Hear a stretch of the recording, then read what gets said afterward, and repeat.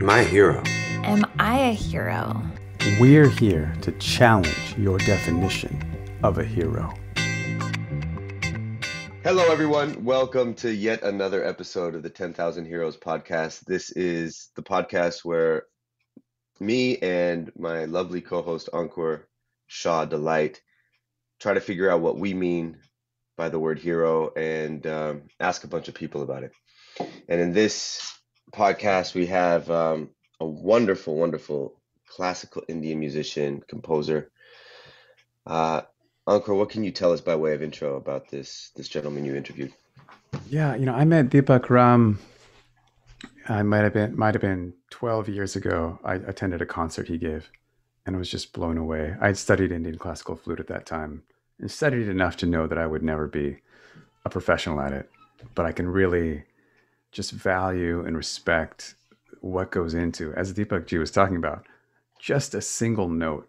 You can hear just decades of practice in someone's first note when they play a concert, and I heard him play and was immediately blown away. So I mean that to me just said so much. He mentions that same experience that he had attending the concert of one of his musical idols. Ankur, I'm starting to notice a theme that emerges in these interviews, and it's kind of a funny little dance. I wonder if you're aware of it, but we have these very accomplished, wonderful people on the show, and you try to pin them down into something digestible, something that we can take away. And many of these guests won't be pinned down. Yeah, they don't want to play ball. They will just evade anything reductive that we could just say, it's this is the recipe. And maybe that's part of the recipe. But there's something that it just evades it, always just kind of escapes that definition. And one thing he said, he didn't use this term, but there's a term in Tai Chi, in martial arts, that my Feldenkrais teacher taught me. And they say invest in loss. Are you familiar with this? Not at all. So when you invest in loss, you're invested in failure and the feedback and the learning that you're going to get. And there was some quality in what he was talking about in this interview of practice, where you go beyond just the technique and you're just looking for that tone. And there's almost something, I think, and he differentiates, like you can sit down, you can practice and try to get something in that period. And there was almost some other higher level of practice that he was talking about, where it's just merging with sound, or just being open to receiving that quality of sound. So it's striking to me. Does this resonate with you, what I'm saying? Yeah, I mean, for me, there's a couple of parts of what you said to address people not wanting to play ball. Yeah, I mean, I'm trying to get people to give our listeners a clue of, if they only had 15 or 10 minutes a day, how can they lead to total genius and satisfaction in every area of their life. And some of these people are like, come on, you're crazy. And I think they're probably right. but that's just the gimmick, or the kind of the goal that I've set up for us. Right. And then when it comes to practice, I was thinking a lot during that interview of a book called Free Play. Book, I know we may have talked about it before, but It's about this kind of dialectic between practice and creativity and improvisation, and how to kind of balance and have both, and how you really can't have one without the other. Like you can't merge with sound without a certain amount of discipline, and you can't just have the discipline without a certain amount of opening of the heart. And I thought Deepak spoke to both of those elements. You articulated that so perfectly. Both of us, you and me, that is, are passionate amateur musicians, and sort of have the gift and the curse of being surrounded by really excellent, accomplished musicians as teachers and friends. Well said. And a big part of the influences around me are some of the classical Indian musicians that are some of the younger newer wave in New York City. And this is something that comes up again and again, is there is this discipline. Obviously, they're practicing 8-9 hours a day to perfect the sound and to get the technique in their fingers or their instrument. But there's something else they always say, that if you're practicing with this rigid mind and it's just mechanical, then you're wasting your time. You're never going to get that thing. It has to, each note has to be infused with the spirit, with the desire to hear that beauty, and even play it for your own satisfaction somehow first. So yeah, beautiful. That's a perfect introduction. Awesome. Well, let's jump right in, and let's let our listeners hear more.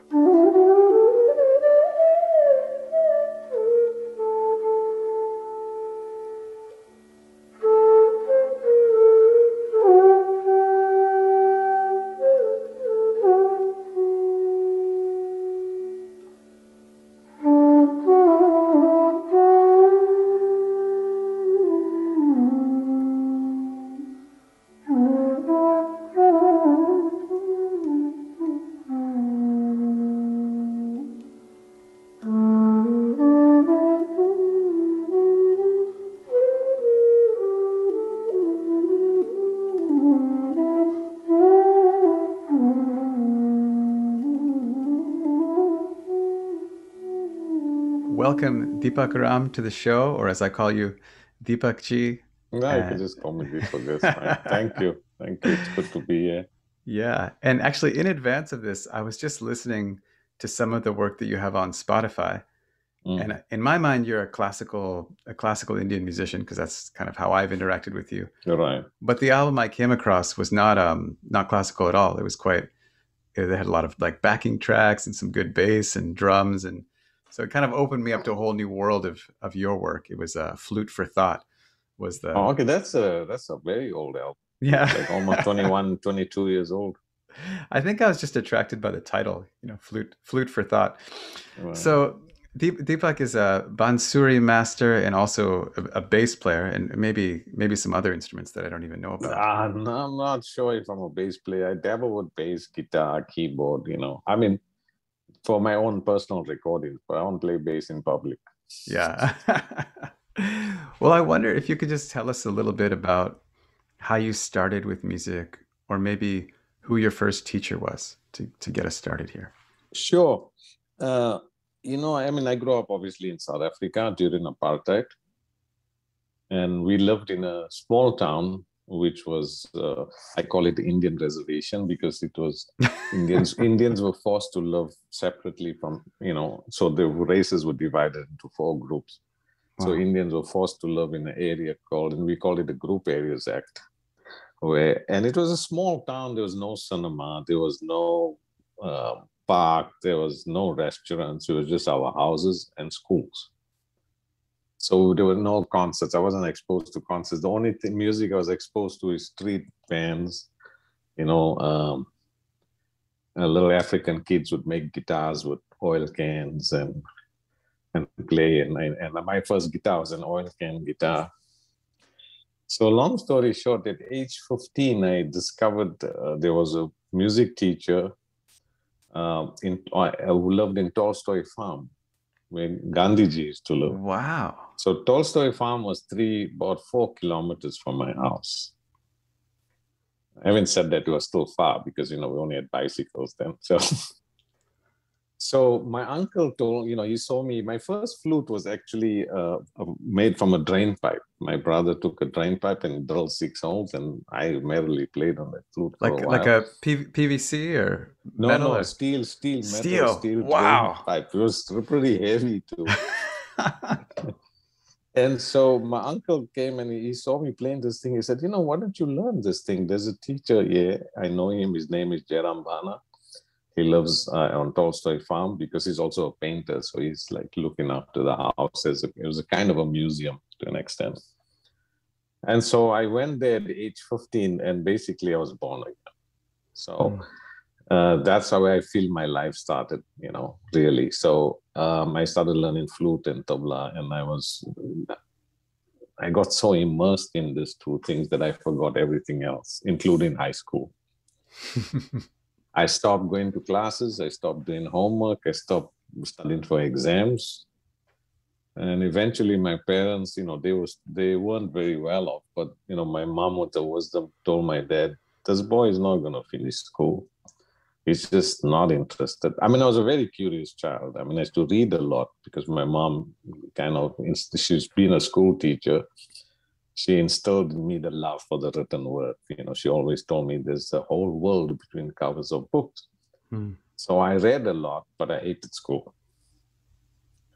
So she convinced my dad, maybe he should go to India and go, to some school there while he can study music on the side.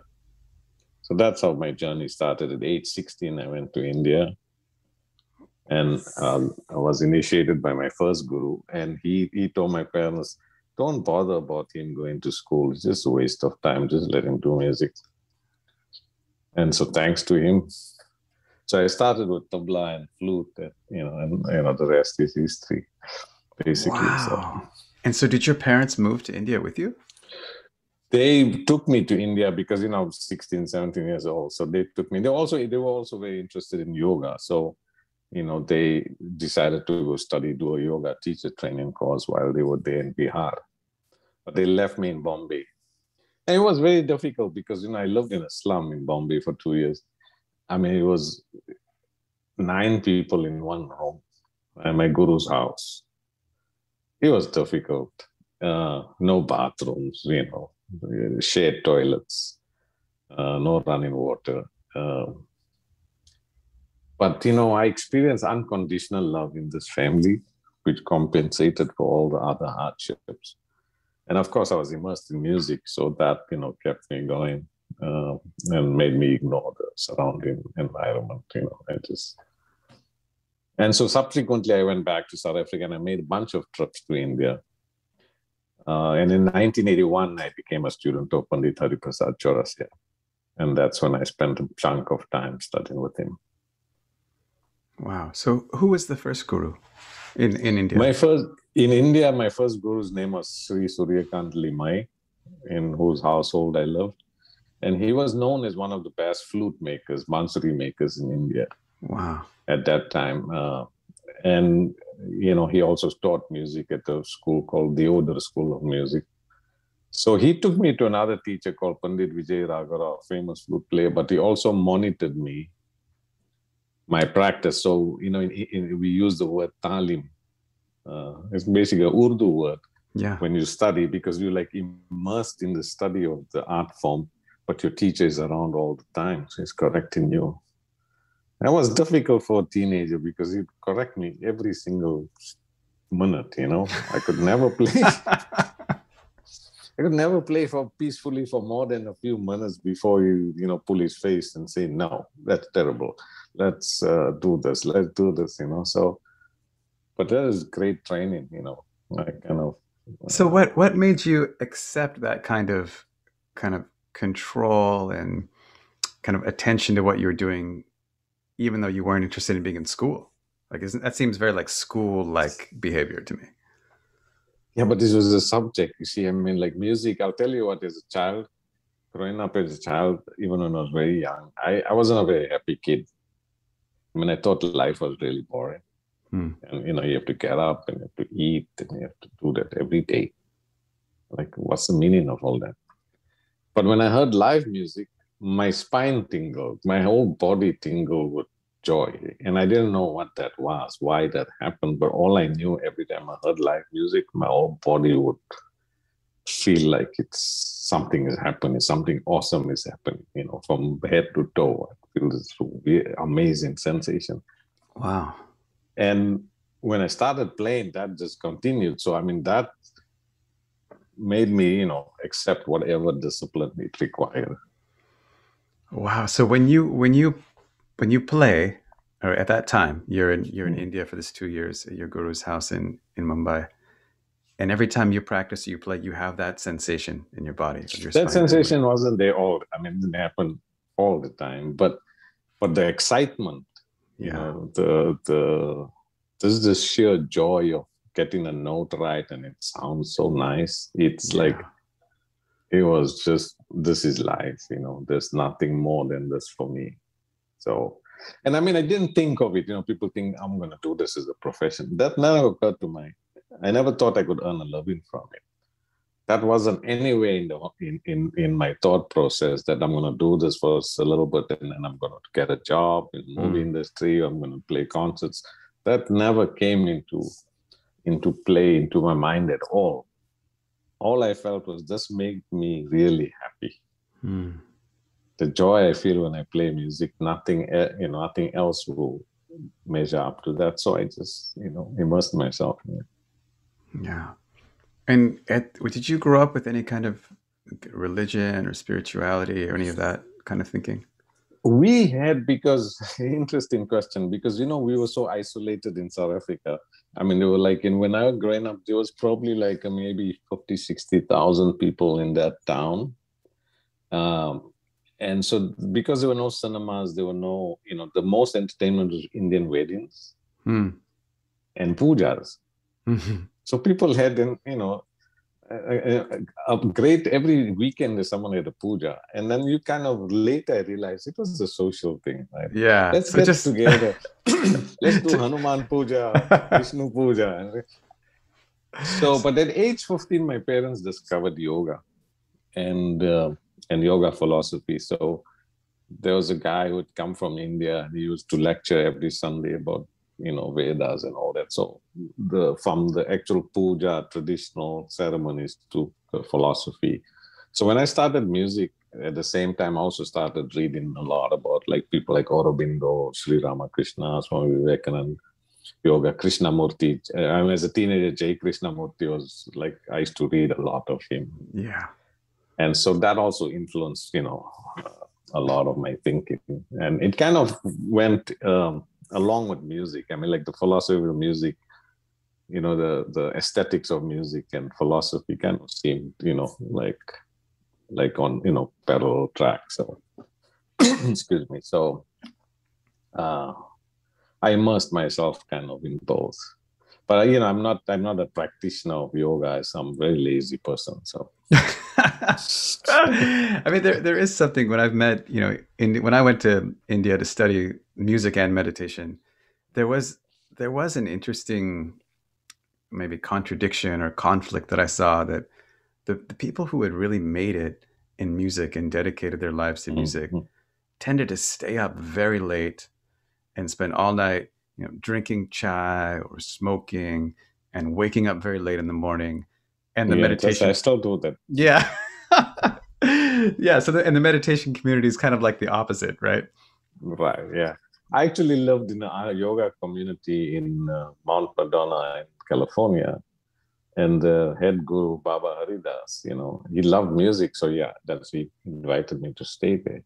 But I never attended any meditation class, any Kriya yoga class, or any Hatha yoga class, because they were all early in the morning. And he told the rest of the community, don't worry, he's a musician. He's up all night. He's not going to come early morning for classes, you know. That's a musician's life, you know. So yeah, he understood. Yeah. So okay, let's continue the story, because I'm a huge fan of Hariji. So what was your experience like with Hariprasad?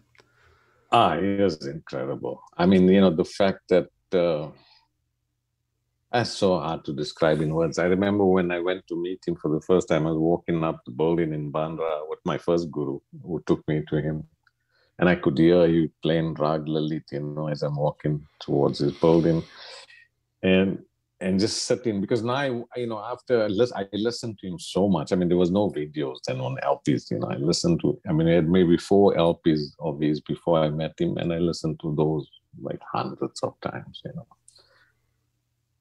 And now to see this great person playing in front of me, I was just overwhelmed. I mean, I couldn't control my emotions. I was just laughing and he like looked at me, why is this guy keep laughing?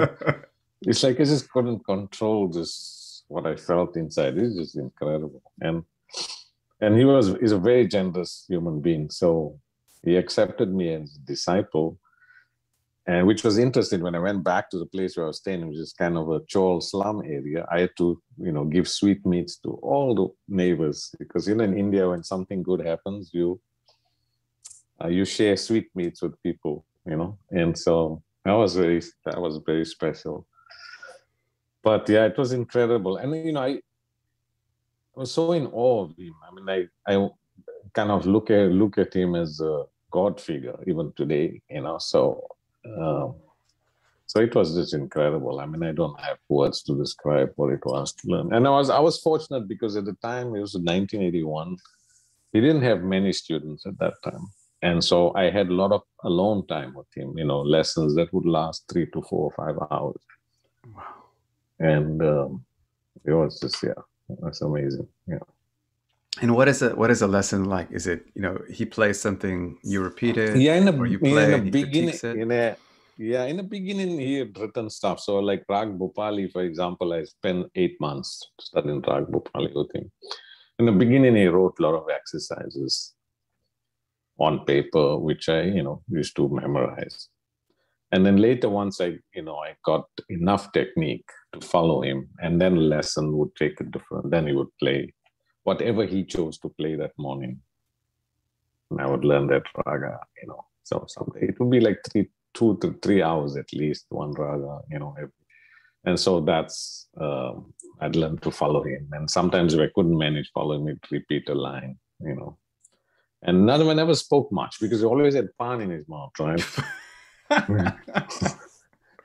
And so we always talk like that, so you could muffled voice because it's a big fat piece of pan in his mouth. And, now and then it'd say a few things, like don't do that, don't do this, do this. And so that happened for a few years. Wow, what an incredible gift.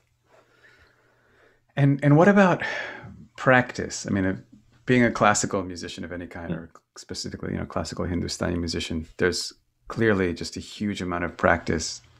What did you learn? Is there a right way to practice? Like how often? Like what can you teach us about practice? You can, in the beginning, you can have focused practice. You learn that much later. I mean, I kind of got to that point much later. But while I was in Mumbai, I used to practice probably about minimum 7 hours a day. And we'll just do exercises like long notes. On bansuri, you play long notes because you're training your breath. And like every instrumentalist, whether you play saxophone in jazz or whether you play bansuri in Indian classical music, we're all looking for a tone, for a specific sound. That if I play one note, someone must feel that intense. Like my teacher had that, He still has that. I mean, I remember going to a concert in London and he just played the first note and then rested on the second note. And I told my wife, I'm totally satisfied. We can go home now. Those 2 notes was like everything for me. The whole concert is complete. So we all search for that. And you have to do lots of exercises, lots of long notes, lots of alankar, lots of then tala practice, when you practice with a tabla player. So, but having said that, there's also a way to focus practice where, you can decide exactly each day what you want to achieve not achieve, but what you want to maintain. So right now, my practice takes a form of maintaining what I got. That takes a few hours. And then to innovate and create new things, you need more time. But to just maintain your, what you have already, that's a constant practice. So my advice to people is, see what you need. I mean, like what you need and focus on that, in your practice, So like when I'm teaching now, I'm teaching quite a few students now. So some students have a tala problem, like a rhythmic problem. So I teach them to internalize tala, to go on walks and to think of tala while they're walking. I even encourage some people to dance, to feel rhythm in their body so they can translate it in their playing. So each one has a certain requirement in terms of what they need to practice. Yeah, it sounds like step one is having a sense of awareness, and maybe the teacher can help with this, of where Yeah, the that's domain is. exactly. Yeah. And then step two is to set a specific target for that day. Is that what you were saying by focus practice? Like, what is my kind of goal Yeah, for today? what you want, what you need.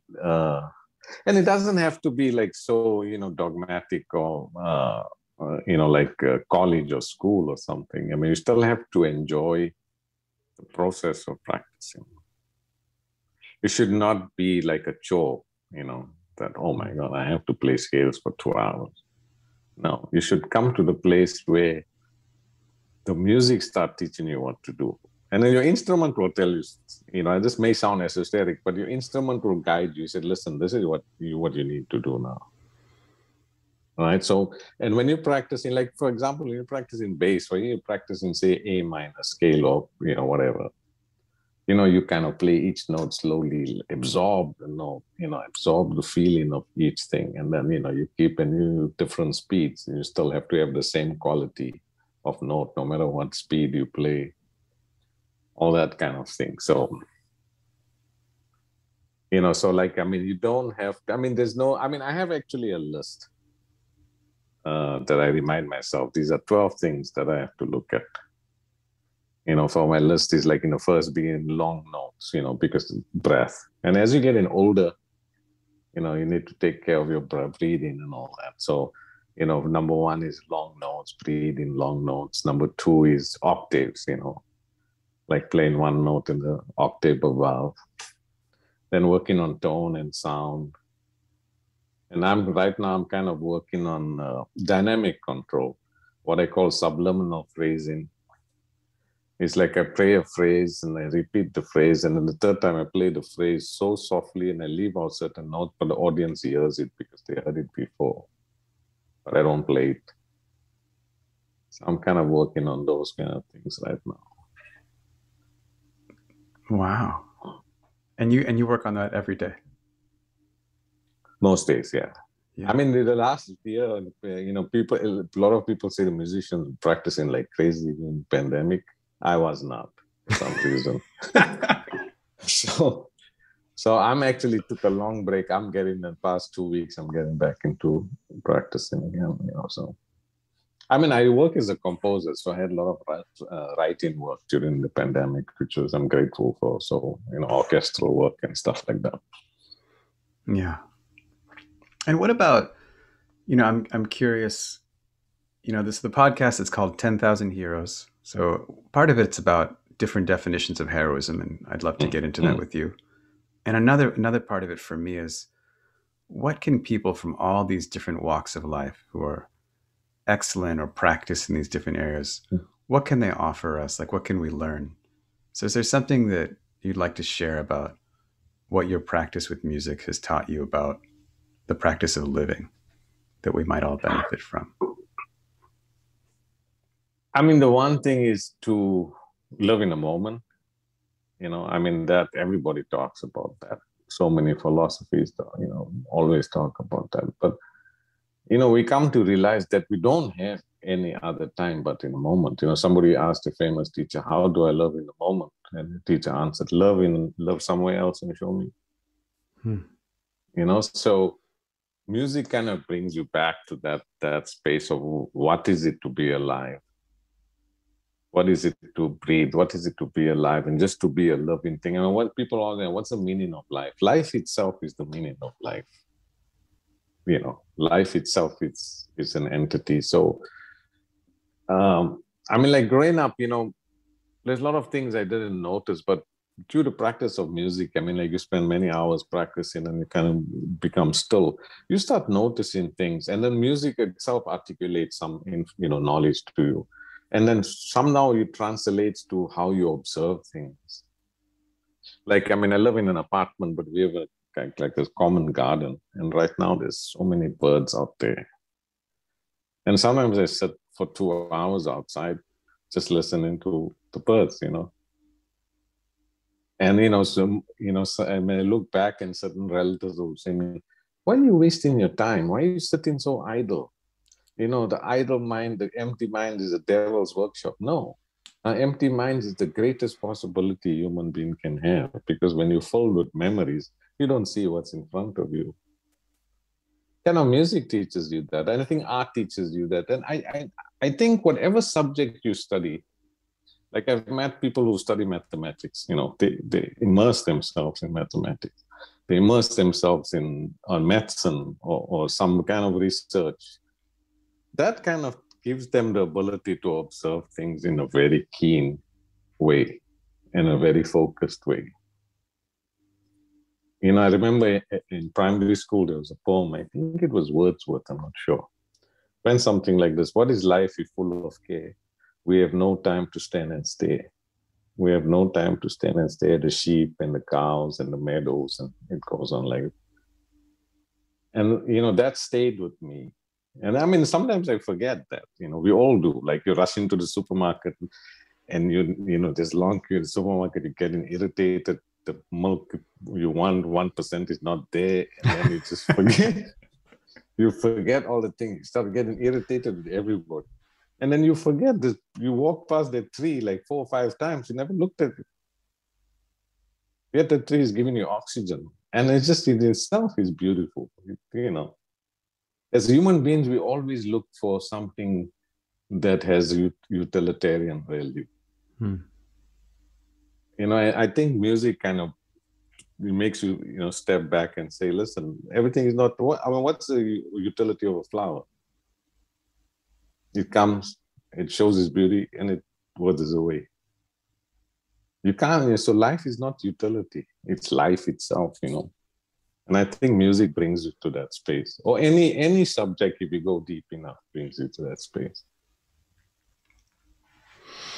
Yeah, that's beautiful.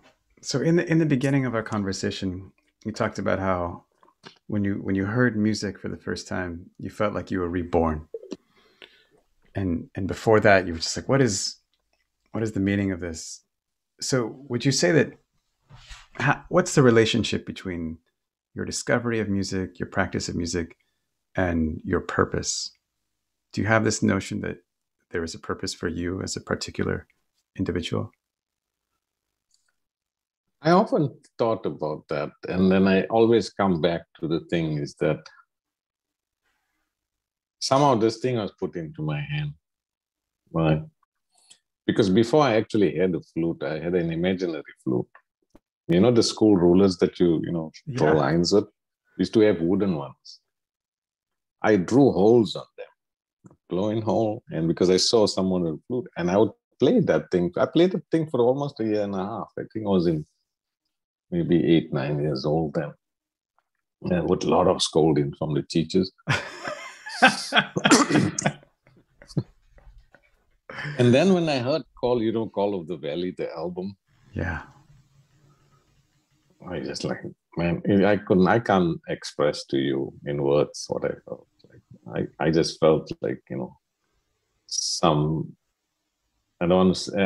lack of another word, like some divine presence, some divine sound that is coming to me, that I'm listening to. So, yeah, it's kind of difficult to describe. And so, like, in terms of purpose, for me, at this point, is I just want to play a note that reminds my audience of who they really are. Not as, okay, it's entertaining, it's relaxing, of course. People are stressed, they come to the concert, they feel relaxed. But more than that is to remind them of how powerful entities each individual is. And if you ask me what's my purpose as a musician, I would say that's what it is. That's it, It's whoever listens is to just forget everything and remind the true essence of who they are. Wow, that's beautiful. I want you to do that too, and I want to hear it. So, okay. I mean, for many people's goals, there's this very practical way of achieving it. You want to send a rocket to Mars, you do some research on rockets, you get some permits, you hire some engineers. if that's your, that's your purpose, that's your goal, what are the building blocks? What are the strategies? How are you getting there? Well, practice is one, but intention is another. I always tell my students is your intention behind the note changes what the note sounds like. So come to the place of practice, in Hindi, it is Nishkam Bhavana. Or how do you translate that? Bhavana would be like the feeling or the love, right? Yeah, but unconditional playing. It's not like I'm not looking for fruits here, or I'm not looking for an outcome. I mean, I have to love, like all of us. We have to play concerts, we have to do recordings and get, excuse me, and earn, because, we have to buy things to sustain ourselves. That's one aspect of it. But the real intention should be just the actual sound itself. Let the sound itself carry, and try to get to the place. And that's a very hard thing, because it's, for me, it's a lifelong practice. I play at home, I'm fine. And when you go to a concert, maybe there's a musician sitting in a concert, another flute player or another bass player, and they understand. So like you have now, okay, you're aware of that. Trying to get away from that, for me personally. It doesn't matter who's sitting in the audience. It can be a herd of cows. I have to still have the same intention playing the music that I do when I'm home, when I'm in the recording studio, when I'm in front of an audience, irrespective of who's there. And that's a difficult practice, because ego is a very strong thing. And ego in art is also very big, right? You have to constantly find that, like, you want to establish your style, your painting, your sculpture. You want it to stand out. That's natural. I mean, as human beings, we strive for something. You still have to strive for excellence, but the intention mustn't be that. Yeah, because you have to do your best. I mean, as a human being, look at what we've been given. You live in such a beautiful place, right? Just look around you. All that beauty, it's excellent. It's perfect. So that mountain, I remember standing in school, I was looking at that mountain, like I was looking at it like in the morning, day, afternoon, and I said, somebody's painting this picture. Is live art, and this picture is changing every single minute. Is changing. The clouds are coming in, the light is changing. It's excellent. So we part of that. We should also try to achieve excellence. But not make it, devoid of ego. Which is I'm saying this, but it's a difficult thing. Because ego is strong. We're born with it. We're born to survive. We're born. It's a very strong, powerful thing. But it's a practice. And for me, it's just a constant struggle. Oh yeah, everything you're saying is a difficult thing. like what you said about practice. To be able to play that 2 hours of scales with joy and with real kind of being present to the wonder and the joy and the bhakti of it all. And not just being like, oh, I've got to play these scales. That's very difficult. I found myself many times. You have to just cross the threshold, and that threshold is very different for everybody. Like, you yourself, like if you decide I'm going to practice, the first half an hour is like, your back is a little bit stiff, your hand is a little bit, and in the first half an hour you can just practice and leave it. But just give it one time. Once it hits you, and then it happens with me also. Yesterday I practiced, and my back is a little stiff and my breathing is awkward. But I know once I just pass that threshold where the flute starts sounding nice, the notes are sounding nice, and I'm playing these scales, and the scales are like ghee and butter, and that grabs you, and then you just 10 hours can go back. So it's getting past that threshold. I think it's what athletes do, right? When you're running. I'm not a runner, but people have told me, the first kilometer, the second, your legs are aching.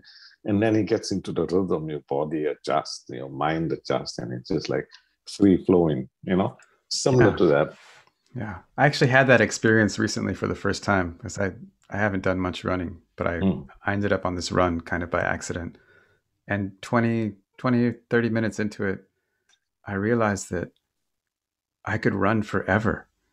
And I just felt just incredibly high, and I had my arms in the air and I was kind of yelling. I was in a very private place, and just like, I couldn't believe it. I just expected to be tired the whole time because I didn't know much about running. But yeah, there is this shift that can happen. Yeah, I think that's with anything, I mean, even if you're doing physics or maths or, I mean, I know a friend of mine who's a super specialist radiologist, and he does very, very delicate work. And he was telling me when he's doing, when he's in operating room, something else takes over, because he's so prepared, he's so well studied in the subject, something else takes over. And then it's just like a joy, and these things are happening in front of you. Like in our yogis, a lot of people said, don't be the doer, just renounce who's doing. Remove yourself from the doer. I mean, in the Gita, it's written, do everything for my sake. So forget the doer. I mean, it's difficult. It's very difficult, but it's a worthwhile practice, to forget yourself. For yourself, meaning the ego and, your personal stories. I am Deepak Ram. I come from here. I'm going to play flute. Yeah, forget all that. Just let the music happen.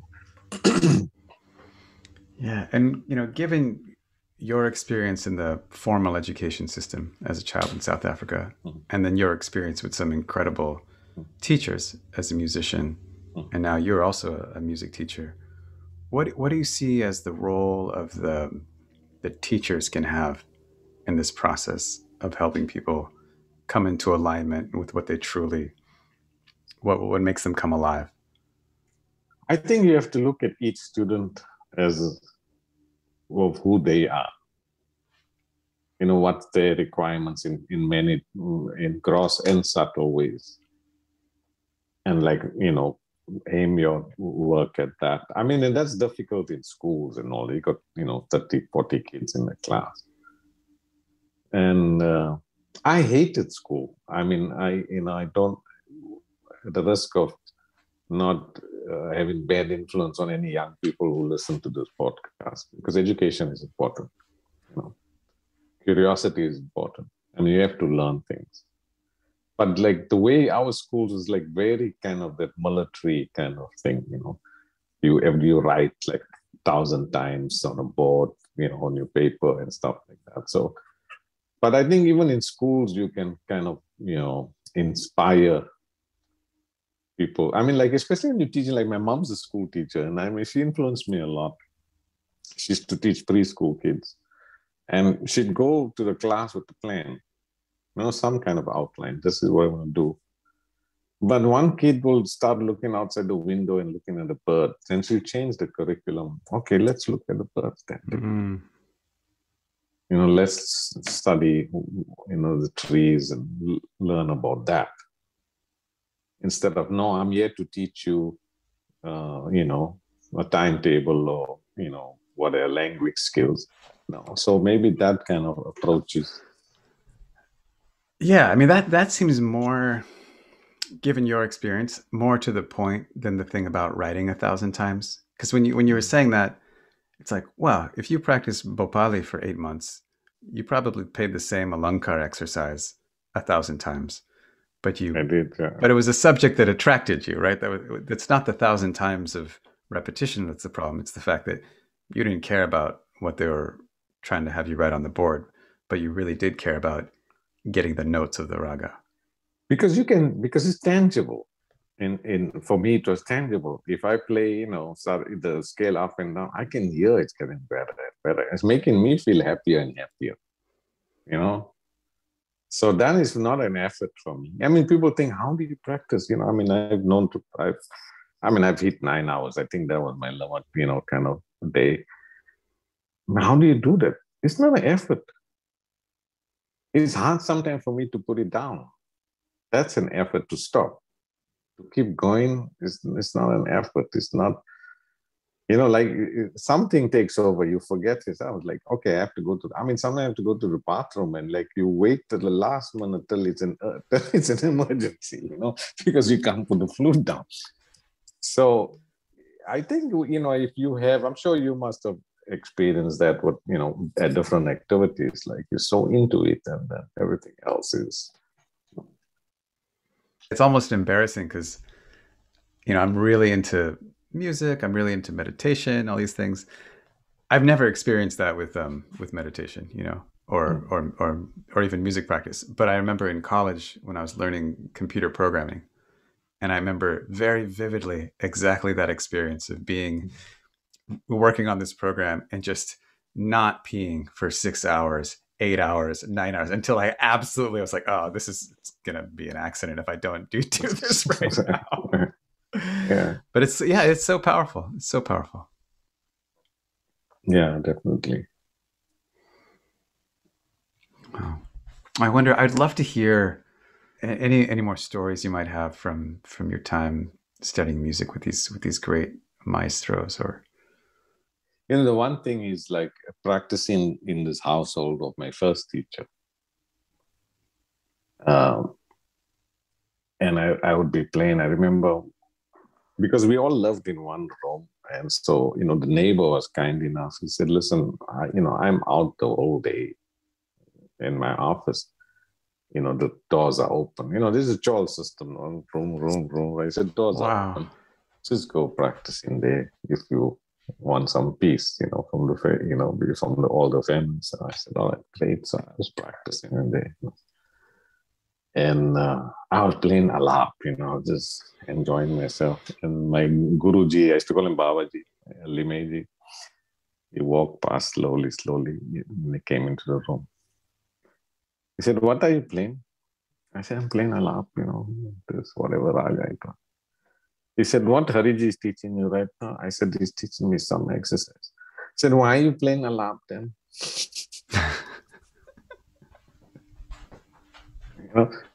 So that kind of thing, that would happen daily. And I remember, like, sometimes when I'm in the household, I'd be playing, I was so happy, and then he'll stop and he'll say, okay, let me, he'll stop me and say, let me show you something. He'll also play sa, and then, okay, play re, and then he'll pull his face, like disgusted face, and then he'll complain to his wife that I'm hurting his ears, Because when I was playing, Jesus. Because, and what that does to a 20-year-old. But as time went, he said less and less and less. And it came to a point when I played for 1-2 hours in front of him. He didn't say anything. Then I thought, okay, I'm going home back to South Africa now. I'm done. I think I'm qualified now. He's not complaining, God, it's such the opposite of this culture. Or, I have this like strong need for approval and positive feedback. And that sense of like, okay, you've made it when the teacher just doesn't complain for an hour. It's very different. Yeah, it's a different. I used to teach at. I used to do a semester. I did 4 semesters, University of California in Santa Cruz, and you have to grade the students, and it's a completely different outlook. If you grade them, if you criticize somebody, and you have to adjust and things. And people really feel hurt, and like they feel wounded and injured. If you say, not as harsh as my teachers would pull their face and stuff like that, but then you have to kind of adjust to that. I have, like I told you earlier on, I have so many stories, but they're just not coming to me now. With music is just what was good fun for me too is like Guruji was a movie composer too in Bollywood.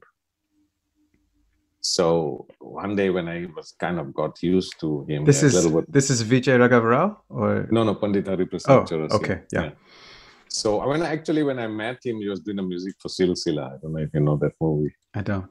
Anyway, so one day I was brave enough. I said, Guruji, are you going to the studio? He said, yeah, I got some recordings. I said, can I please come with you? I just want to watch, you know? I said, of course. And then I started going to lots of movie recording. The background music was awesome because they were always classical musicians, you know? So you'd see the screen, you'd see Amitabh Bachchan running towards his girlfriend, and the flute players going fast, and his girlfriend will say something, and music will turn sad and be sorrow. So I'd watch people like Zarinji on Sarod, great sitar players, all classical people, Pandit Shivkumar Sharma on santoor, my Guruji on flute, all playing the background music, And then one day going to the lift and in the lift to go to the studio, in comes Asha Bhosle, And so I had all this great experience, with Lata. I saw Lataji record, I saw Asha Bhosle record, I saw all these people record. I just sat in a corner and just watched all these things. And that was really inspiration for me as a composer too, because my other role is I'm a composer.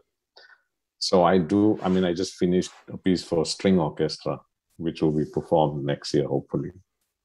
For string orchestra, saxophone, and bansuri. So all those little things helped me a lot, And I've had a lot of great teachers, I've had Professor Norbert Novotny in South Africa. Was an Austrian composer. He was a lecturer at a university called Rhodes. And so he encouraged me a lot, about writing music and working and studying other kinds of, genres of music. One other thing this makes me think of, there's kind of two types of people, or maybe two personalities that I see in my life, and one are people who have found their thing. Mm-hmm. And maybe it's music, maybe it's physics, maybe it's medicine, as you said, and they really dedicate, 80% of their life to this one passion or this one discipline.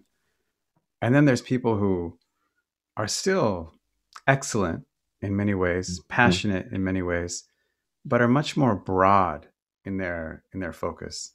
And I feel like there's a narrative that in order to be truly successful or truly happy, we have to find this one thing, which you have done. I consider myself. Yeah, I guess in a way I consider myself fortunate that I found that, that one thing. But then I've met people who do all kinds of different things and are quite happy in that, Like my brother, he's an example. He's a really good sitar player. But recently he spent like 4 months building the boat, a replica of what's that movie with... my memory is going. The Titanic? Not the Titanic. The other movie with the 3-part series with Johnny Depp, man. The Pirates? The Pirates of the Caribbean. Yeah. So he built the Black Pearl ship, right, from tiny pieces of wood, and he spent like 3 hours building it every day for like 2 months. Detail, making the cannon. And then he repurposed things. He went to a puja shop and he bought Hanuman's gadda, but he changed it to put on the boat. And then he builds other things. And then, tomorrow he might be drawing something. So once he's involved, he's totally immersed in multiple fields. And then he's totally happy, with that. So, there are some people who find, and then some people find it later. And there's no time. I always tell young people, life is not a timetable, Like someone recently was telling me, I'm already 36 and I don't think I can change my career. I said, man, life is not a timetable. I'll give you an example of a friend of mine from Turkey who worked as a doctor in Turkey. Eventually became a specialist in orthopedics and sports medicine. Then one day took up a guitar. Classical guitar, started playing, bought a book on guitar, learned how to play it. auditioned at Yale's College of Music, got in to study classical guitar. He's a professional classical guitarist now. He stopped medicine, sport medicine, everything. And months later, he became a professional classical guitarist. So there's no timetable for anything. Some people might find something, much later. I don't think there's issue with that. I was lucky to find my so-called passion more early on, but time is relative. Yeah, that makes sense. Thank you so much. No, it was my pleasure. I think for me, it's like my wealth is in the people I know. So I count that as my wealth. Incredible people I met, like yourself, and all over the world.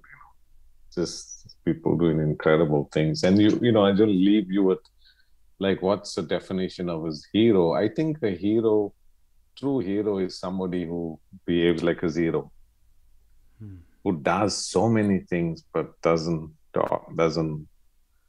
require acknowledgement or approval. And there's so many people that are doing things for humanity quietly, every day. And we don't hear about them. We don't see them on CNN, But so that's for me, a hero who displays zero. Beautiful.